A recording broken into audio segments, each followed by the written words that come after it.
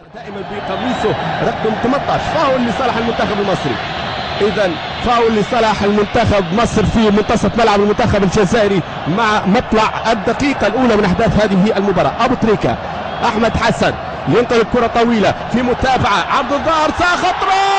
جول جول جول، الله الله الله الله الله الله، جول جول جول جول جول جول جول جول جول، مصر مصر مصر مصر مصر مصر مصر مصر مصر مصر، غني غني غني، مصر مصر، الله الله الله الله على البداية، الله هذه البداية، يقولوا في الجزائر ما زال هذه البداية، هذه البداية، هذه البداية، محلاها محلاها محلاها محلاها يا بلدوزر، محلاها يا زكي، يا عمر يا ابن زكي، يا عمر يا ابن زكي، شوف شوف يا حلاوتك يا حلاوتك يا ساعة، يا حلاوتك يا ابو تريكة، يا حلاوتك يا زيدان، يا حلاوتك يا زكي، يا الله. 4 دقائق تماما مرت وتبقى دقيقة ونصف. الكرة خطيرة، يمر احمد عيد يرفع الكرة عرضية، اوه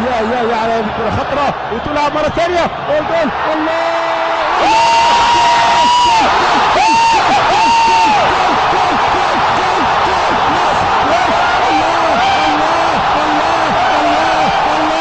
الله الله الله عليك،